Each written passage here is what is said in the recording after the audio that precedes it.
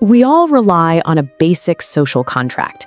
We expect our closest friends to be loyal, and we expect the justice system to protect us.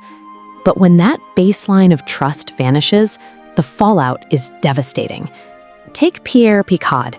In early 19th century France, he was a happy 25-year-old shoemaker who had just convinced a wealthy noblewoman to marry him. Or look at Ned Kelly in 1860s Australia. At just 11 years old, he was a local hero, famously earning a green sash for diving into a creek to save a drowning boy. But Picaud's success bred intense jealousy. Instead of celebrating his engagement, his 3 closest friends falsely reported him to the police as a British spy. On the eve of his wedding, he was arrested without a trial. Kelly's innocence was similarly crushed by a corrupt British colonial police force that ruthlessly targeted his impoverished Irish family. They sentenced his father to hard labor over a minor theft, working him to death, and later threw his mother in prison on entirely fabricated charges. When the institutions meant to protect you become the very things destroying your life, the social contract dissolves. Left with absolutely nothing, these 2 innocent people were forced to seek out their own brutal alternatives to justice. For Picaud, that transformation began in absolute darkness. He spent 7 agonizing years locked away in the Fenestrol fortress, completely isolated and having no idea why he was even imprisoned. The harsh conditions broke his body, leaving him unrecognizable upon his release. But he didn't leave empty-handed. A dying fellow prisoner gifted him a map to a massive hidden fortune in Milan. Halfway across the world, Kelly endured his own stretches of hard labor, arriving at a very similar realization. The colonial courts were never going to give an Irish immigrant a fair chance. Playing by their rules was a trap, so he stopped trying. Kelly severed his ties with civil society entirely, retreating deep into the unforgiving Australian terrain to form the Kelly Gang and survive completely outside the law. Lock someone in a cage unjustly, and you don't rehabilitate them. You strip away their adherence to societal rules and incubate a relentless drive for retribution. Picaud used his newly claimed Milanese fortune to exact a quiet, methodical revenge.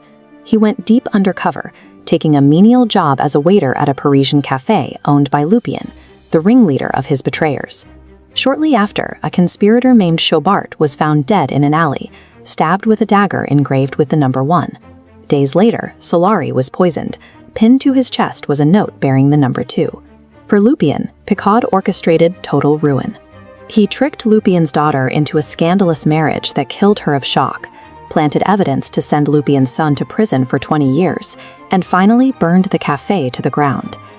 While Picaud struck from the shadows, Ned Kelly declared a loud, systemic war. His gang began ambushing the colonial police officers hunting them, before escalating to full-scale bank robberies in local towns. But Kelly wasn't there to terrorize the citizens. During these raids, he made a point to locate the bank's mortgage documents and burn them, immediately freeing the local poor from their debts. The public cheered, and he became an overnight folk hero. Panicking as Kelly's public support surged, the government desperately slapped a massive £8,000 bounty on the gang's heads. Knowing a heavily armed police train was coming to collect that bounty, the gang took hostages at the Glenrowan Inn and ripped up the local train tracks, setting the stage for an enormous ambush. To survive the inevitable crossfire, they innovated.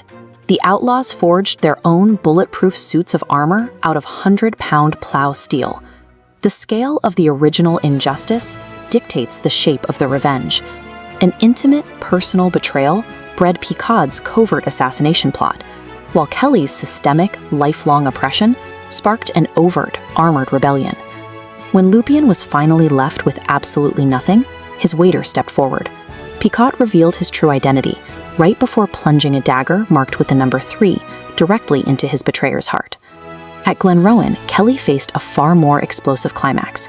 At dawn, he lumbered out of the mist encased in crude iron, marching forward as dozens of police bullets ricocheted harmlessly off his massive breastplate. He was terrifyingly unstoppable, until an officer finally realized his legs were unprotected and brought him down with a shotgun blast. When the doctors later stripped off his heavy iron plates, they found Ned was still wearing that green heroic sash from his childhood. Despite a massive public petition begging for his life, Ned Kelly was sentenced to hang at just 25 years old. Looking up from the gallows, his final words were simply, "Such is life." History shows us exactly what happens when a society breaks its own rules.